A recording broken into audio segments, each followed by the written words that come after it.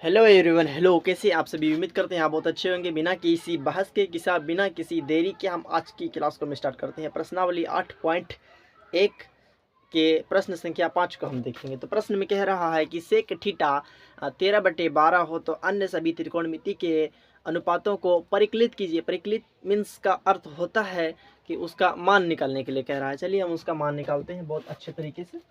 तो क्वेश्चन में कह रहा है, क्वेश्चन संख्या 5 है। कितना है? 5 है। उसमें कह रहा है कि सेक थीटा कितना है? सेक थीटा जो है वो है 13/12। ऐसा ही है। तो अन्य सभी त्रिकोणमिति अन्य सभी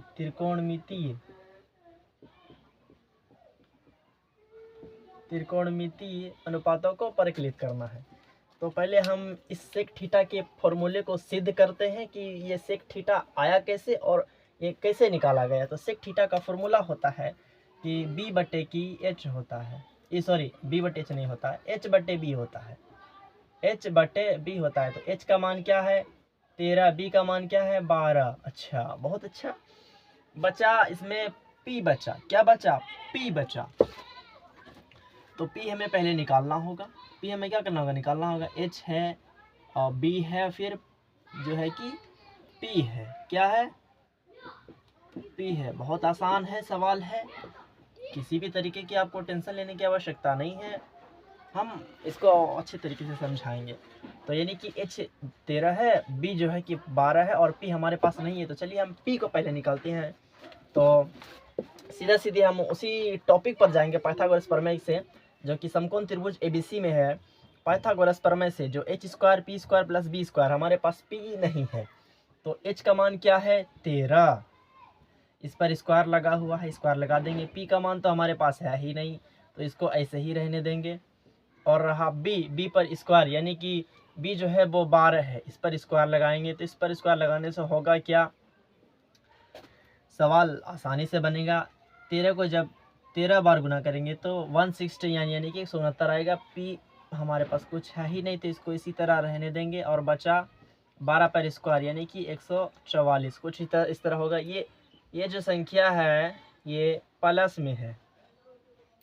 किस में है? प्लस में। इसको ओ पर भेजेंगे, यानी कि बराबर के दूसरी तरफ भेजेंगे। यानी कि 1 6 9 जो है इस तरफ भेजेंगे हम इस संख्या को। यानी कि बचा इधर p पर स्क्वायर। क्या बचा इधर? p पर स्क्वायर। इसको हम घटाएंगे। 9 में 4 जाएगा 5, 9 में 4 5, 6 में 4 जाएगा 2, यानी कि ये 1 में 1 जो है वो शून्य। शून्य लिखेंगे क्या? नहीं लिखेंगे। हम काहे लिखेंगे? हमारा मान आपका बोलने से नहीं लिखा जाता है शून्य। नहीं भी लिखेंगे तो कोई बात नहीं है। इधर p पर स्क्वायर है, इधर क्या है? इसको इस तरफ भेजेंगे तो ये रूट में आ जाएगा। रूट में इसको तोड़ेंगे तो 5 के गुना 5 हो जाएगा, कुछ इस तरह। इधर p का p ही लिख देंगे। रूट के अंदर जब दो संख्या हो तो एक संख्या को हम बाहर निकाल लेंगे, एक संख्या को बाहर निकाल लेंगे, कुछ इस प्रकार से। अब p इधर लिखिए या उधर लिखिए कोई बात नहीं, चल जाएगा। ठीक है। यानी कि p हमारे पास क्या हो गया? 5। p हमारे पास क्या हो गया? 5। और h क्या है? 13। और जो है कि b हमारे पास कितना है? 12। अब हमें त्रिभुज की तीनों कोनों का, यानी कि तीनों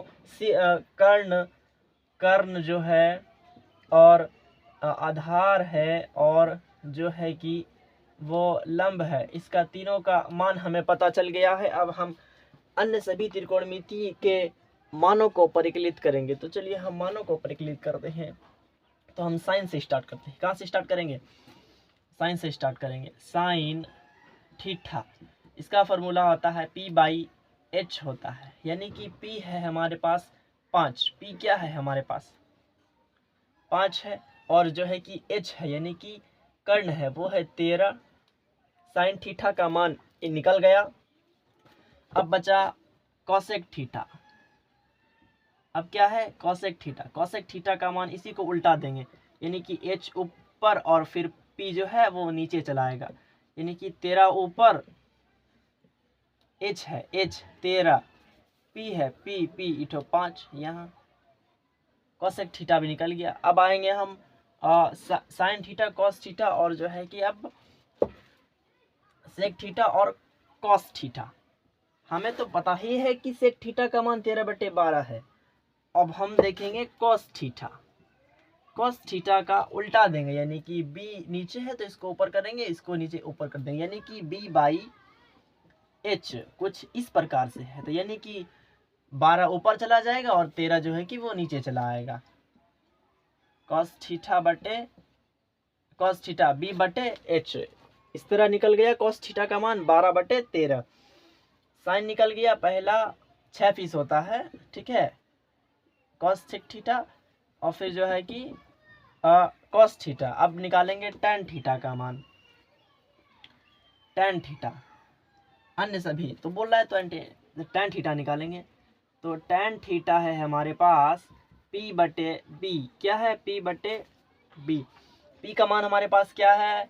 लंब, यानी कि 5, p 5 क्या है? 5, और b यानी कि आधार है हमारे पास 12। इसी तरह सवाल है। अब लास्ट वाला देखेंगे। टैन के बाद होता है कॉट। क्या होता है? कॉट। कॉट का फॉर्मूला होता है b/p, यानी कि टैन को उल्टा कर देंगे टैन के मान को, तो वो कॉट बन जाएगा, यानी कि b/p कुछ इस तरह से। तो b का मान हो गया, इसको भी उल्टा देंगे 12, और फिर जो है कि p यानी कि लंब जो है वो 5 हो जाएगा। एकदम बहुत ही इजी तरीके से आपको मैंने समझाया है, और उम्मीद करते हैं कि आपको ये सवाल बहुत आसानी से चलते फिरते, खाना पकाते, खाना बनाते, खेलते धूपते, आसानी से ये सवाल आपको याद रहेगा जहन में। तो मिलते हैं अगली क्लास में। आगे की क्वेश्चनों को हम लेकर के जल्द से जल्द हाजिर होंगे। तो मिलते हैं अगली क्लास में प्यारे दोस्तों, प्यारे मित्रों, प्यारे साथी, मेरे छोटे प्यारे भाइयों और बहनों, अगली क्लास में। जय हिंद।